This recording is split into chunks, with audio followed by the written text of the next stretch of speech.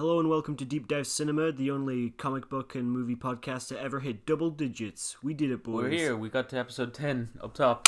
Yeah. Issue 10, dudes. Yeah, that's one for every day of the week. Day of the Roman calendar. Well, how does the Roman calendar work? Oh, well, they had 10 months, and then they were like, we're going to add 2 for 2 of the best emperors. Oh, yeah, but you said day of the Roman calendar, so I presume that they had 10-day weeks.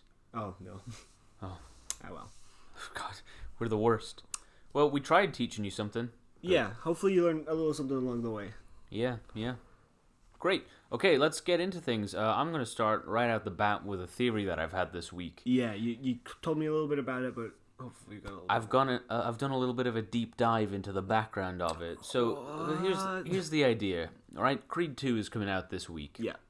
And I was having to think about it. No, not this week. Is it next week? Next week, I think. Yeah, I think so. It's coming out in November, regardless. Yeah. And I thought to myself, right, what's the deal with weight classes in the boxing world within the Rocky Balboa franchise? Yeah. What's going on there? Because there's little to no sense to it as far as I can work out.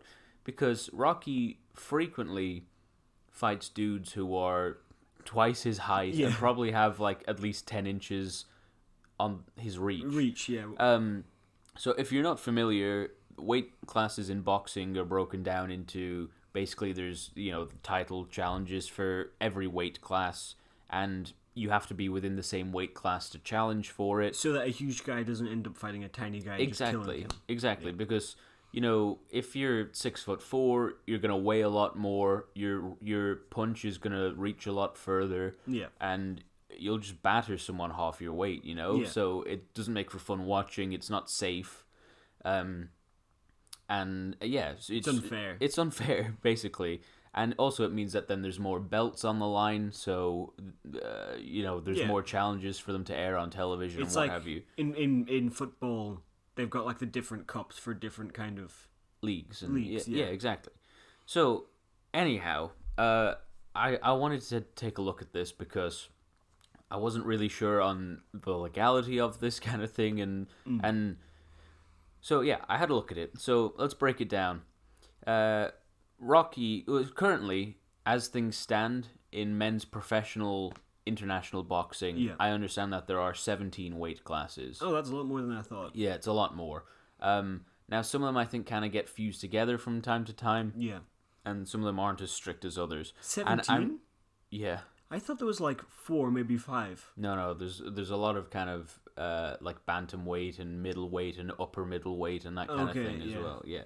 So there's 17, but bear in mind that Rocky came out in 70 something. So there may have been less weight classes at the time. Yeah. However, Rocky Balboa, Creed, and now Creed 2 came out in the 21st century. Yeah. So 17 is about probably right for weight classes nowadays. So yeah, let's have a look at it. Rocky Balboa is 5'10" and 93 kilograms as listed officially on the Rocky Balboa wiki. Okay. Now that's actually taller than Sylvester Stallone has ever been in his life. Okay. He apparently peaked at 5'9", but is now 5'8". Okay, so they had him like a 1-inch platform shoe at all time during the film. Guess. I suppose like he never stands up next to like a chart. Yeah. But here's the other thing. A huge part of boxing is the weigh-ins in real life, where you go and you're weighed to make sure that you fit within that weight class. And there's like usually a bit of a face-off, and it's a promotional event in and of itself, but we've never experienced one of those in a Rocky movie. No. So that adds to my theory that the weight divisions just don't exist. Yeah. So yeah, he's 93 kilograms, which is pretty heavy for a 5'10" boxer, I would say. Yeah.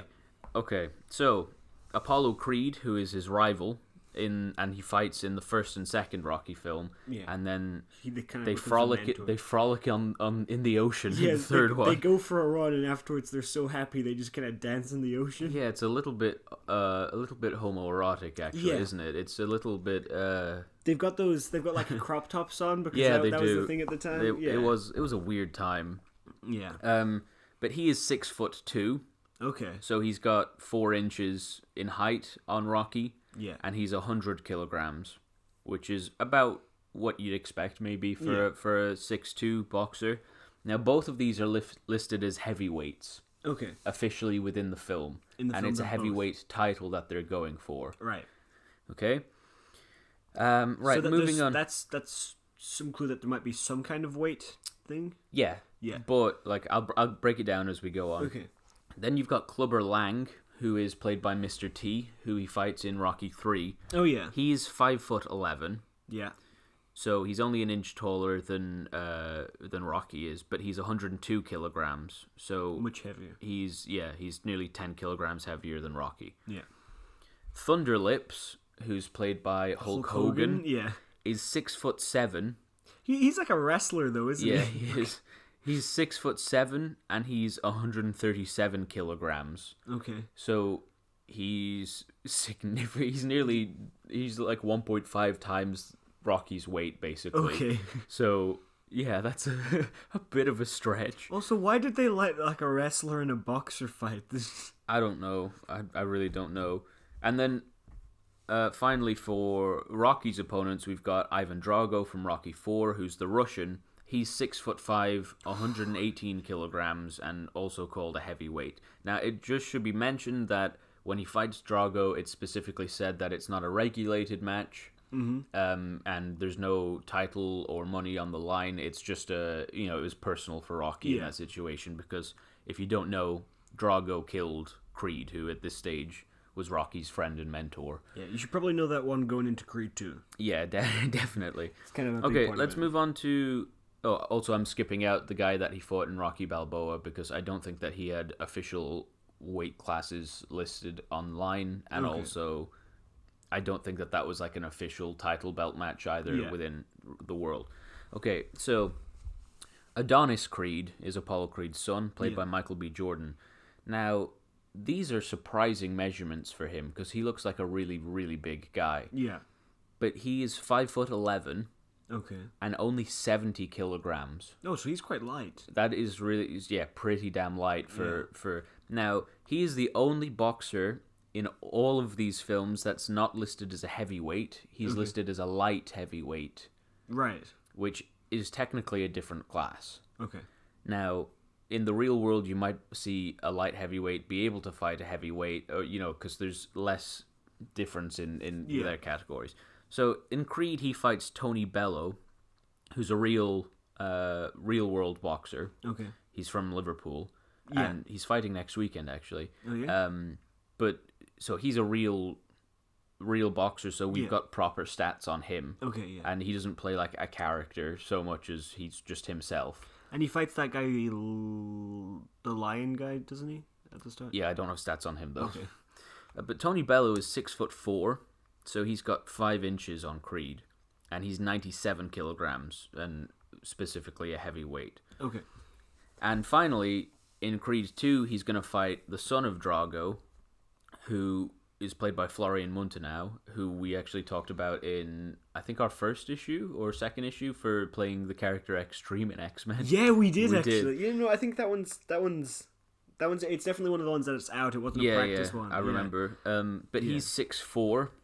Same as Bellew, and he's 111 kilograms. Okay. So Creed is thoroughly shorter and outweighed by these guys. So here's the official way that it's broken down in its current incarnation.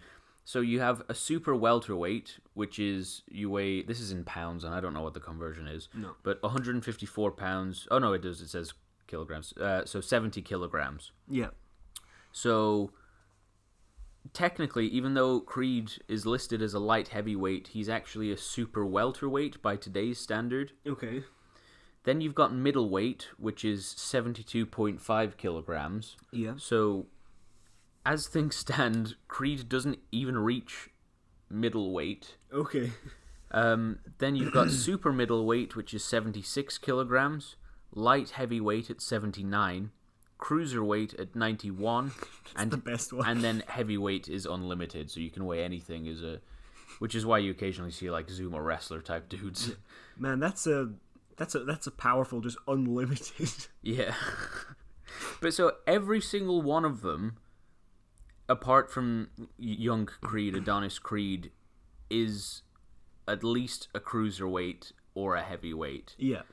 But Creed is 1, 2, 3, 4, 5 weight classes below the rest of them. Okay. And is allowed to officially go up for titles against these guys, which really doesn't make sense. So the more I think about it, the more I believe my theory is that heavyweight is used in more of like a sensationalism sense.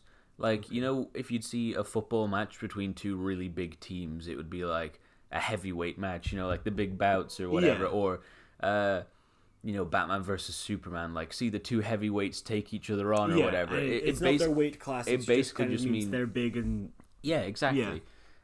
So, yeah, I think that the world has, like, an idea of a weight class, but it's not properly implemented. Or maybe they used to have weight classes and then they stopped before the 70s. Yeah. It's bizarre, isn't it? Yeah, that is weird. It's really weird, and I feel like the fact that there's no weigh-ins is just... Which is strange, because that would be good in a film to have the weigh-in. Yeah, narratively. It's such a big part of it, you know. Yeah. They exchange words, and it's kind of like their last... Sometimes they have a bit of a swing at each other, and It's kind of their last...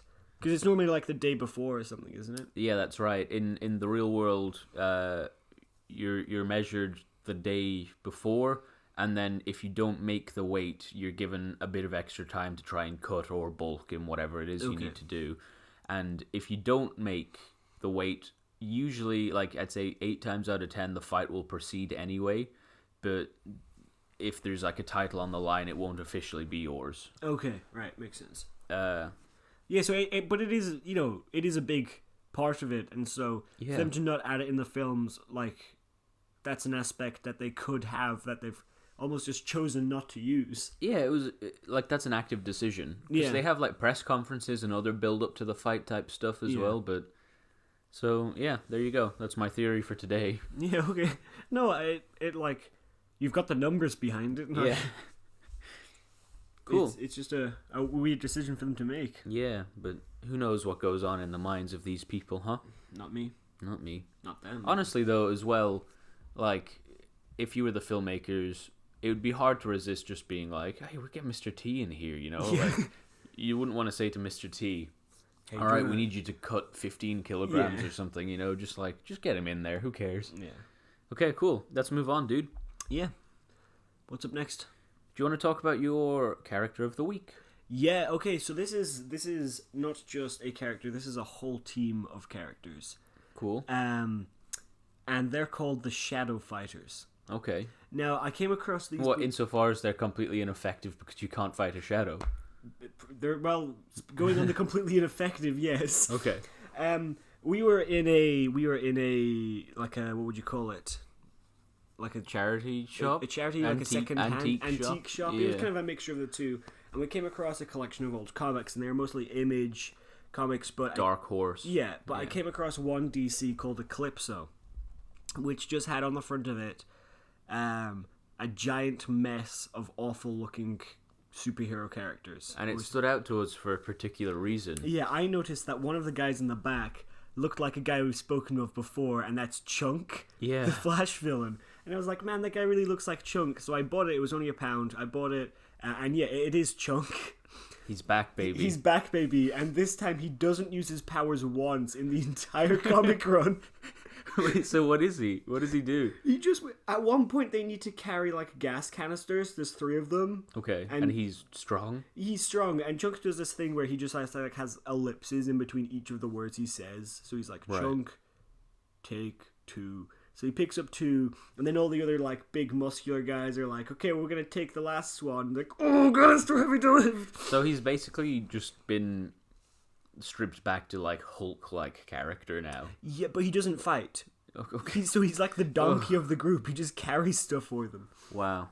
But, go back and check out our Chunk episode if you'd like to hear more about this mess of a character. The Chunk is actually really funny. No, but it's got this... So the name of the comic is Eclipso, and it's after this villain who gets his powers from like the moon and eclipses. Cool. So he possesses people, and when he possesses them, like 3/4 of their face have like a circle over them, like an eclipse, and inside that circle they kind of turn vampire-y. And he has some kind of control. He can change their bodies once he possesses them a bit. But Amanda Waller, from Suicide Squad, who runs the Suicide Squad, she's hunting him down. Okay. So basically what she does is she just buys the island that he's on, calls a bunch of superheroes and villains to go there, and then she's like, okay, I've closed the airport. You can't leave, so now you just have to do what I tell you. There's no bombs in their necks. She's just like, you can't leave. Bear in mind that 2 of them arrived in their own, like, attack helicopters. So, and they have, like, a spaceship between them. So, hey, but if there's no, like, air traffic control, then it wouldn't be safe. So they can just leave, but they're like, oh, well, man, I guess we've got to stay. And, they fight this Eclipso guy. The story is like really, really basic. Okay. There's meant to be this twist where it turns out that Amanda Waller knew everything that was going on at all times, and there's a character called Nemesis who can shapeshift. Well, he kind of has this muck that he rubs on himself, and that changes into other people's faces. Okay, so more like Chameleon, maybe. Yeah, more like Chameleon than like a Mystique. Okay, gotcha. But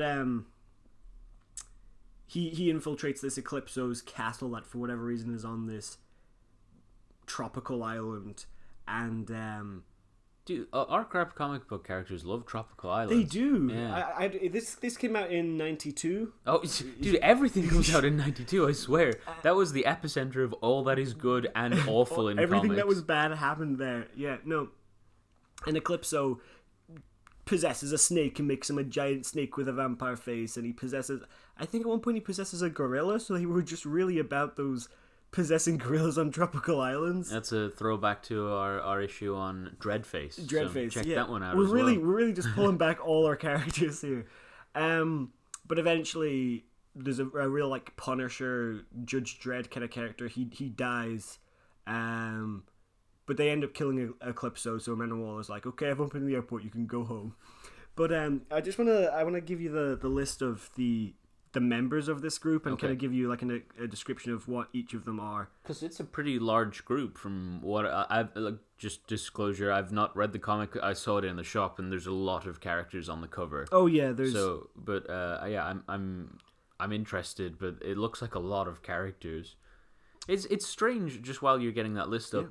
It's strange, I think, that they've got this concept of Suicide Squad, which, like, is fairly popular as an idea. Like, it's been put more into the public consciousness since the film came out, obviously, but it had some legs to stand on, and it's strange that they didn't just make it like an incarnation of the Suicide Squad instead of just being like, oh, the same person who runs the Suicide Squad's doing the same thing, but she's doing the same thing, and yeah, weird. But okay, so Amanda Waller is the supervisor, but she's not like on the field. There's a character called Bruce Gordon, who's a joke on like, oh, he's got the first name of Bruce Wayne and the second name of Commissioner Gordon, but he's a DC character, so it's just so weird that in canon they'd have like a character who they've jokingly named after 2 other DC characters. And what's his deal? He's just like a CIA agent or something. He great for fighting moon-powered vampire dudes. He's like a big player as well. He's just kind of in the castle and he starts beating up the snake. I suppose that's kind of like the dude from Suicide Squad who's like, that's Katana. yeah, he is. He's a lot like Jack Flag, whatever his name is, Agent Flag. Agent boring guy. Yeah. Okay, so then we have Chunk. Okay. Who goes without saying. He used to have like black hole powers. Yeah. Now he just lifts stuff. I remember we didn't actually think of anyone to play him in the episode where we talked about Chunk. So have you thought of anyone yet? Or no. He's still unplayable. He is. No, there's so many members that I've got like a couple ideas for a couple of them. Yeah, okay. But there's just too many. Okay.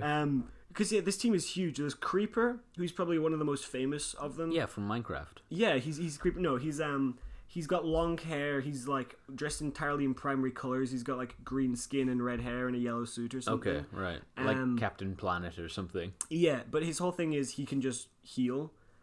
He heals. Okay. He's kind of like Wolverine. Can he heal other people? No, just himself. He's got regeneration powers. Okay. But he's so annoying. Every single panel has a speech bubble from the Creeper, followed by someone saying, "Shut up, Creeper," which just in a comic where you have to read that so many times, it gets so boring. And like Eclipso controls a woman and starts driving the spaceship around, and he's like, "Oh, watch out, woman behind the wheel." And someone's like, "Man, what does her gender have to do with this?" And he's like, "Well, she has a personal agenda to kill us." And everyone's like, "Please shut up, Creeper, I'm begging you." It sounds kind of like me on these podcasts. Yeah. Whenever I listen back to this, I'm like, damn, I talk so much and interrupt you every time. So I have to make like a conscious effort to not do that constantly anymore. Yeah. No, it's good. But then we've got Major Victory. Okay. Sounds like a Transformer. Major Victory is the funniest name. But is that their real name? Yeah. Okay. Yeah, but he's like a Captain America. His costume looks like the Captain America suit, and he's got the powers of Captain America, so he's just like a real Captain America ripoff. There's just a random woman, Peacemaker. Okay. Has this ridiculous costume where he has this giant helmet on his head, and then kind of like, you know, like a Triceratops has like the big fin thing. Oh yeah. I don't know what you'd call that. He's kind of got one of those coming off his helmet. There's a proper name for it. And then he's got like giant metal shoulder pads that go like a foot off his shoulder. I imagined he was going to be like a small insert into somebody's heart to keep it going. He's so stupid, and he's kind of like, "Oh, I've got to keep the peace. I've got a big ship. I'm gonna kill everyone." So he's kind of like a Punisher character, but sounds kind of Cable-like, maybe. Yeah, he's kind of like that. He looks. I've seen kind of redraws of him for like the New 52 or something, where he looks quite cool, but yeah, it's so different to what he looked like then. The 90s were something else, man. They really were. There's Dr. Midnight, who, as far as I can see, is the only Native American DC hero. Oh, really? That I can, because there's a couple in Marvel, but I can't find any other. Yeah, I know of a few in Marvel anyway. And she basically has the powers of Daredevil. She was blind, and then she got all of her senses were boosted. Cool. Okay. Wildcat 2. This time. Here we go again. Oh, the big dog just walked past. He's got a coat on. He's got like...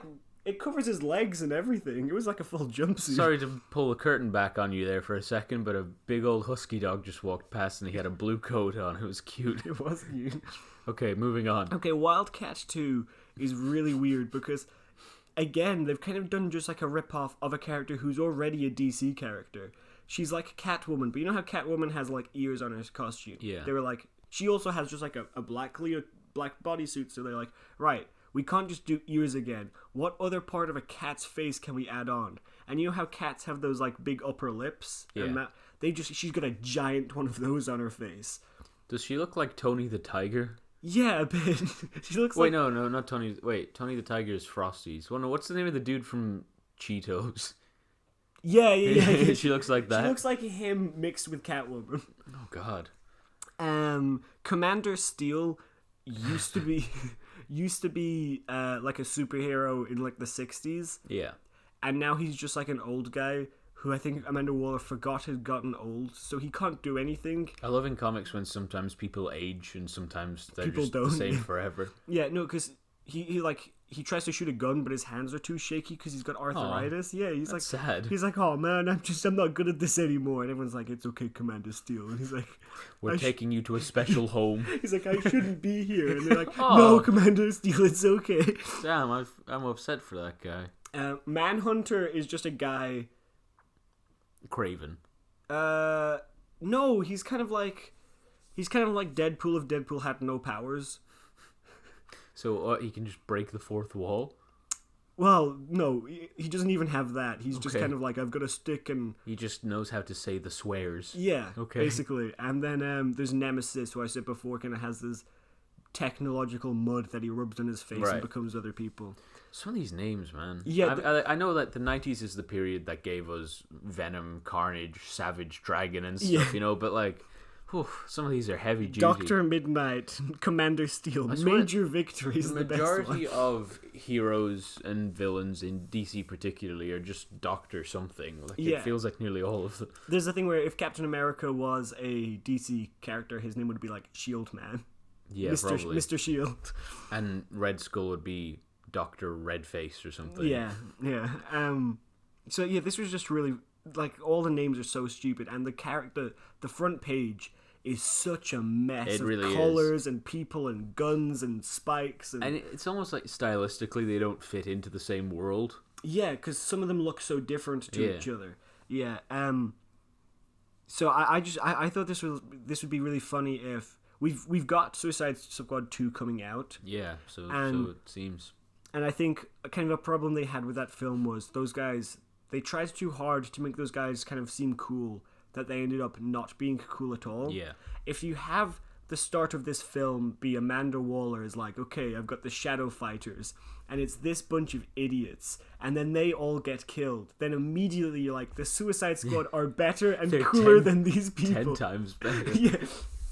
That's funny. Yeah. Is it ever explained why they're called Shadow Fighters? No, she's just like, you guys are my you guys are my Shadow Fighters. So that's it, huh? We're some kind of Shadow Fighters. Cool. So what actors do you have put down for some of them? Because they've really got this kind of like atmosphere of being like really washed up. Yeah. For the Creeper, the guy who's like trying to make banter all the time, I kind of wanted Jim Carrey for him Okay. because No hate, Jim, but no hate Jim, but you know, like you Yeah. had your prime and you're kind of past it a bit. yeah, and he's got some good acting chops as well. He does, and he's really good at like that quick kind of always Cool. talking. I like that. And then Commander Steel, the kind of older guy. I've been watching Breaking Bad, and I don't know if you know the I do. no, the chief of police in that has Yeah. like this really big mustache. Oh, yeah. And he's quite good at just playing like awkward. Okay. And I'd really love him to be Commander Steel because I'd love, you know, like Jim I can Carrey see in his that, bright yeah. colors, like bringing back the mask days, like just making quips, and this guy's like, oh, I actually have to go take my meds.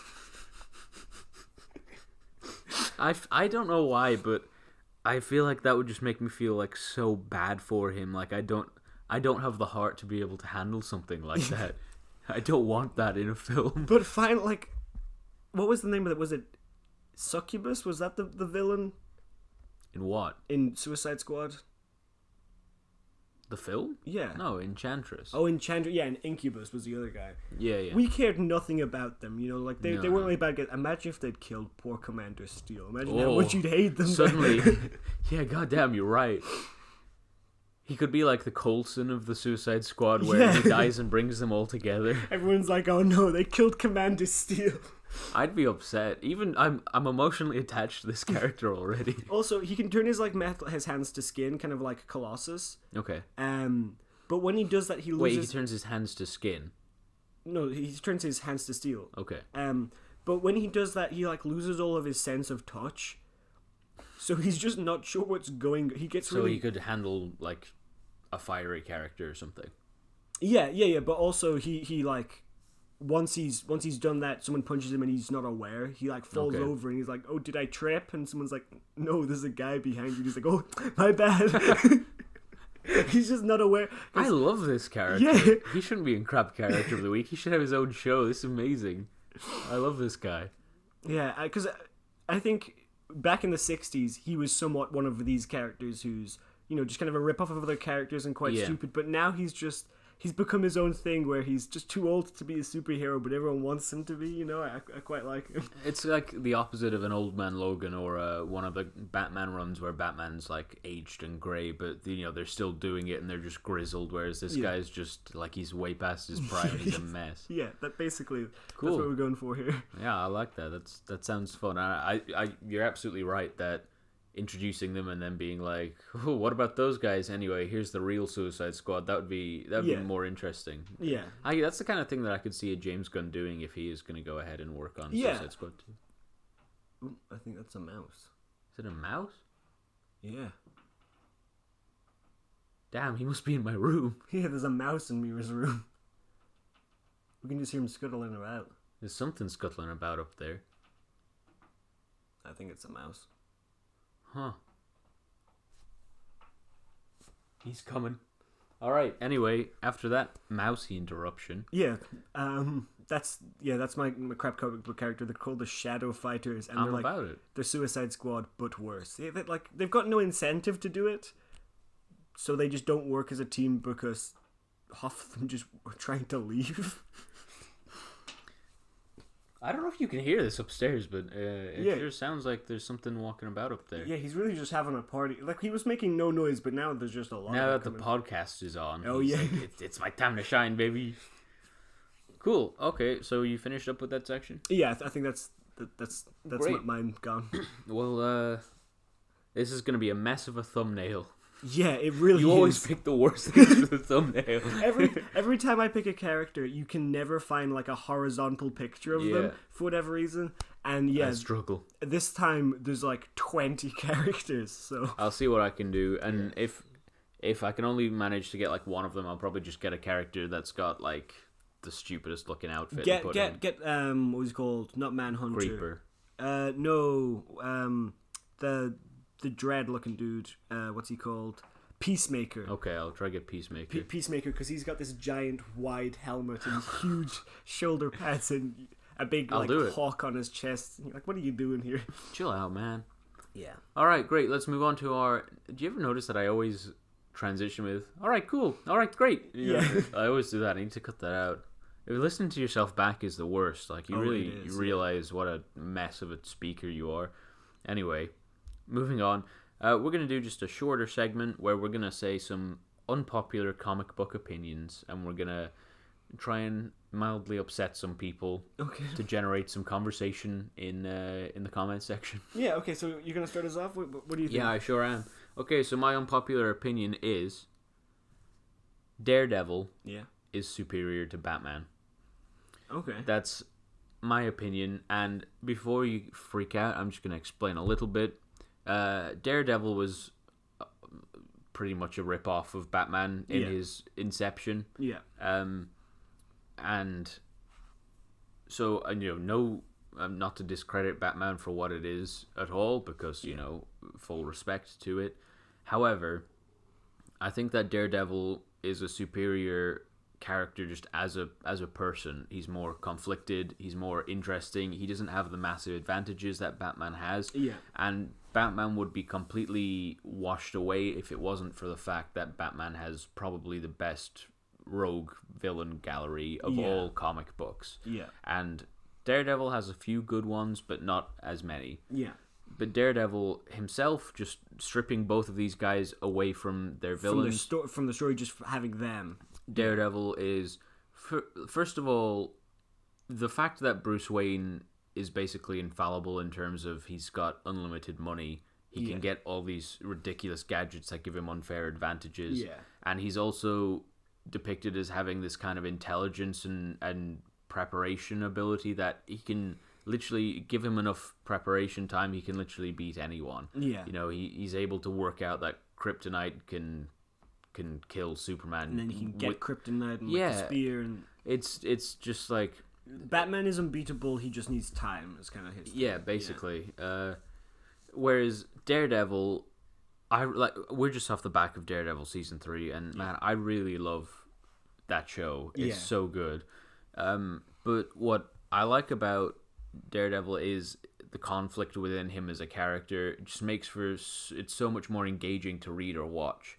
He's a character where, he's basically he's just the literal embodiment of law and order and justice, isn't he? Which is, if you ever see justice depicted in anything, going back to like ancient Greek times, it's a blindfolded person with a scales. Because it's not meant to be biased. The entirety of Daredevil is based on the fact that the law is just. And when he thinks the law isn't just, he abides so strictly by his Catholic code that it kind of transcends laws, but he still just like nearly blindly follows it. You know what I mean? It's kind of, if you look at characters on the spectrum of good, evil, lawful, chaotic. even when he, like, you know, there's comics where he turns evil, he is always such a far lawful character. Yeah. Like, he's never neutral, he's never chaotic. It's completely always lawful, isn't he? And I think that makes it more compelling because he abides by the actual law, which is you can't murder people. Yeah. And he abides by the Catholic "thou shalt not kill." Yeah. And he abides by that so strictly, and even when it's glaring in the face of, like, if I let this person go, he's going to kill other people, he can't bring himself to be anything but that, you know? Yeah.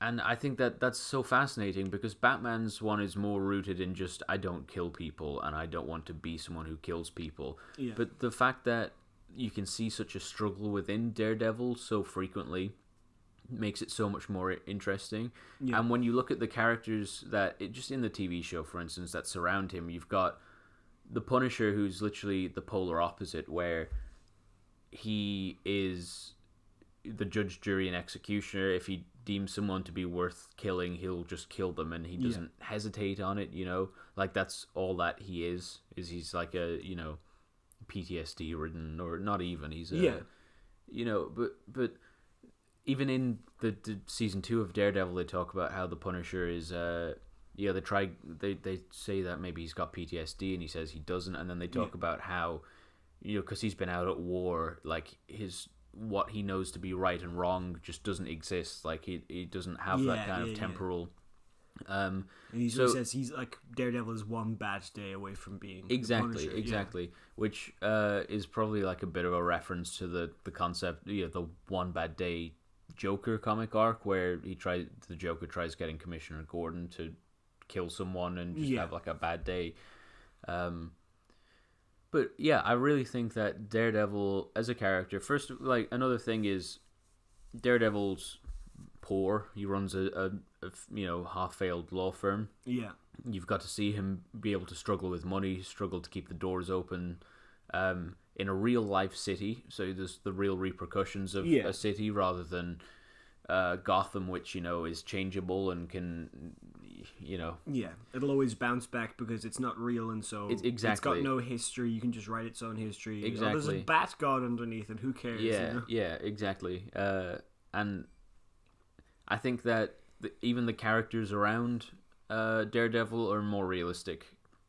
Characters, Foggy and Karen, they're flawed people. But there's great kind of interactions with them where both of them came from religious families, but they no longer share the sentiments that Daredevil does. Yeah. And I love the whole arc in season 2 of Daredevil and in The Punisher where Karen refuses to accept that the Punisher is defined by his murders because, as we then later find out, she's murdered people. Yeah. So she can see herself in him. Yeah, she can see it. And in the Punisher, we really see that he is more than that as well. When he kind of becomes that kind of surrogate father for that family. Yeah, exactly. And at first, he's kind of, you know, he visits to kind of get at Micro, but then he has no reason to kind of keep coming back and keep helping them out. But like, he definitely has that desire to do good as well. And then you've got Kingpin, who kills indiscriminately for personal gain.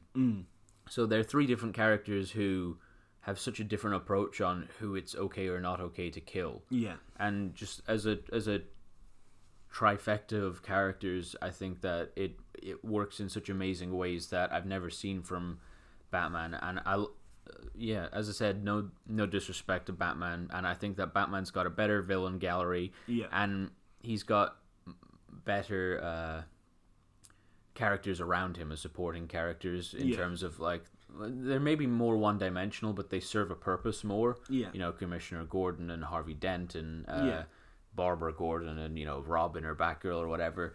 Like, they serve their purposes more, but I think that the real-world stakes and the kind of the like politics almost of Daredevil makes him a superior character.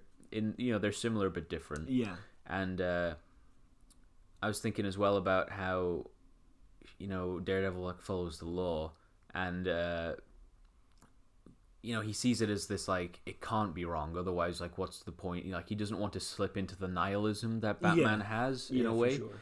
And I was looking at, I was rewatching an episode of Daredevil season 3, and I noticed that he doesn't have those red glasses that he wears anymore. And then I was thinking about how they're like literally rose tinted glasses. Yeah. Like he doesn't see it, but like even when he uses his senses to quote unquote see, like he sees everything red, doesn't he? And like it's like he does see the world as like a broken place, but he sees it through the red tinted glasses of it could be better if we all followed the law more. Yeah. And that makes him imperfect, and it makes him maybe naive, but a more interesting and viable character to me than Batman. Yeah. Okay. Well, you said no disrespect to Batman, but disrespect to Batman because my one's a Batman one. Okay. Batman isn't a hero and shouldn't be treated as such. Okay. I think that Batman in his stories is only a hero because the villains around him are more so villains. Yes. And more stereotypical villains. Yeah. I think that, especially when you look at like his code of no killing, if you look at how many times writers have been like, and this time Batman's a killer, it's that easy to make him that. If you look at how many times, even when he's been the Batman no killing, and he's clearly killed people, but he's like, oh, I didn't pull the trigger, and therefore it's not killing. You know? Yeah. Just like time after time again, we've seen him kill people. Even when it's he's always got excuses for it. Like he's killed Ra's al Ghul so many times, and he's like, well, he might just come back again, but like he also might not. You know? Exactly.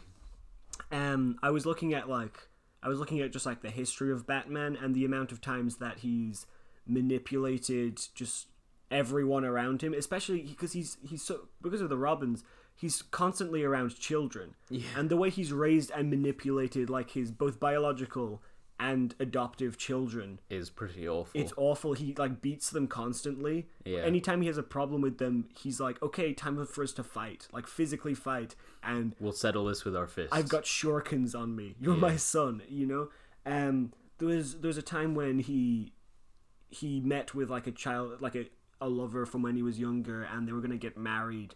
But he's got that, Batman doesn't trust anyone. He got that paranoia, and he ended up just beating her up to test that she wasn't a robot, and like pulling out her hair to check it was real. Yikes. And I think if you had Batman as a villain, it would work so much more better than him as a hero, because I think as a hero, his laws, his rulings are already so flawed that even when trying to make him a hero, he's so often made somewhat of a villain. Yeah. He's got so little care for other people.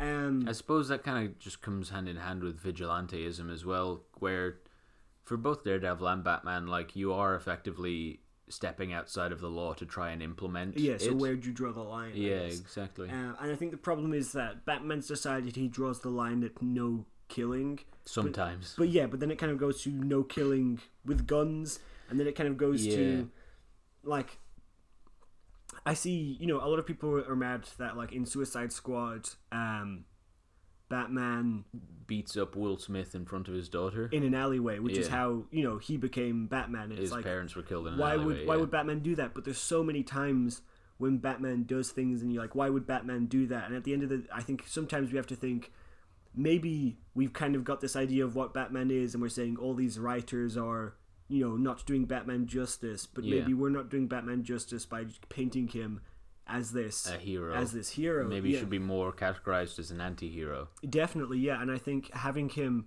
especially because he's already got this whole like fear thing going for him, he's like meant to be such a scary character. If you had him as a villain or even just an antagonist, I think he would work so much more as a character. If you introduced Batman in like a new retelling and you had him up against Harvey Dent pre-Two-Face, and then kind of he gets Two-Face like towards the end of the film, like, it'd be really unclear to new viewers who the good or bad guy was in that situation.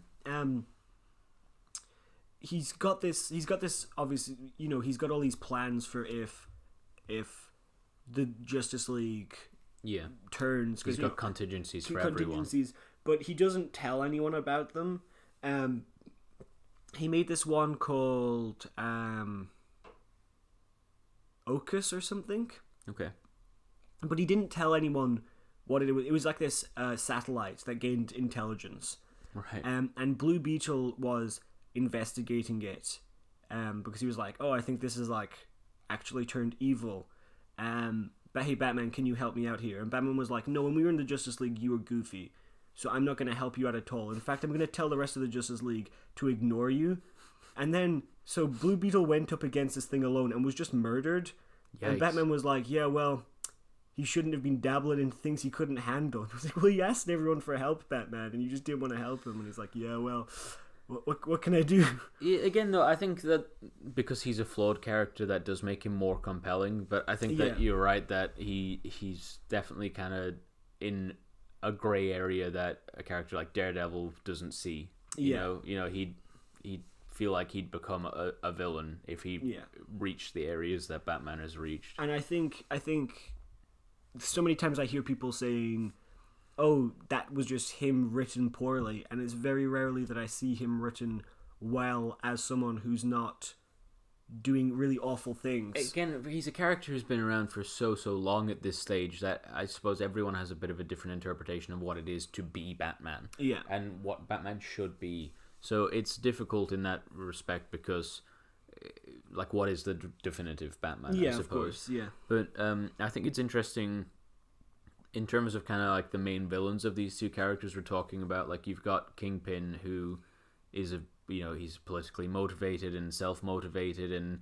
it's for like the benefit of the city and the glory of the city and stuff like this. But then Batman's main villain is the Joker, who effectively is just there to put Batman in situations where he has to do stuff he doesn't want to do. Yeah. He's not like a character so much as he is a plot device in the majority of tellings of him. Oh, definitely, yeah. He doesn't work. When you look at the basics of a character, the Joker doesn't have any. He's got no backstory. He's got no motive. He's not got no goal.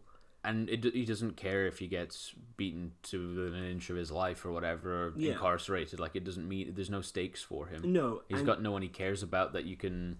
Yeah, and so therefore you'll have people be like, oh no, the Joker is one of the best villains ever. I think he's actually a really poor villain, and it's the telling... He's a great character, but a poor villain. Because obviously you've got the... when you look at, like... The Dark Knight. Yeah. Like, that's a great villain. Yeah. But that in its own story is a great villain. That's not what the Joker is, that's just one telling of it. Telling. And even within that there's contradictions such as let's kill the Batman versus I don't want to kill you, like we have to do this forever type thing. Even then it's kind of like, which one does he really want? Yeah. So yeah, I think that's an interesting take, and that'll surely make some people mad. So, yeah, but I would like to see a comic, a movie, a TV show, anything where Batman is the villain of it. Yeah, because I think just with his backstory, with his goals, with his ideals, I think he makes more sense as a villain than a hero. I think we see that a little bit in the newer comic books, and especially Damian Wayne, who's his estranged son, who was Robin for a period of time. In like, he doesn't care for Batman and kind of resents him for raising him the way that he did. And in the new Titans show, it's not Damian Wayne who plays Robin, or not who plays him, but it's a different version of... Is it Tim Drake? I forget. It might be Drake, yeah. Okay. I forget which Robin it is, but he's also like, I hate Batman. So I suppose we're kind of erring on the in the direction of Batman's not all he's cut out to be. Yeah. And also,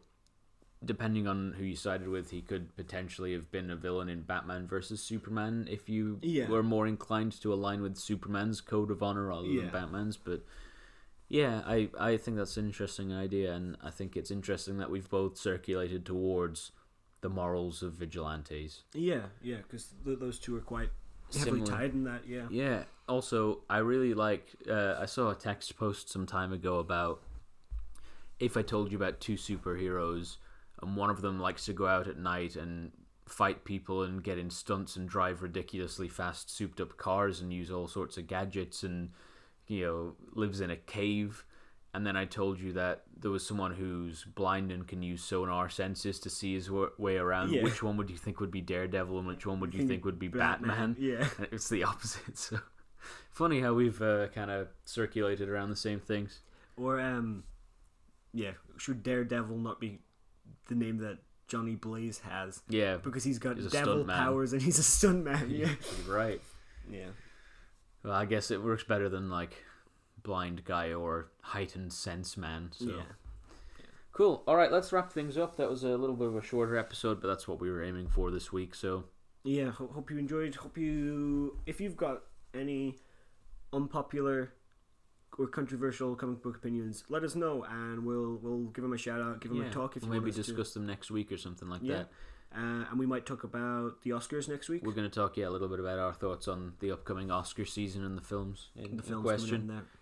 So great. Thanks for listening. Please give us a follow on YouTube here, or give us a follow on Instagram, and you can see some of our original artwork and we usually kind of have discussions on our story and that kind of thing as well. So pretty interesting. Let us know what you think, and I guess we'll see you next week. Yeah, well, we made double digits. Yeah, we did it.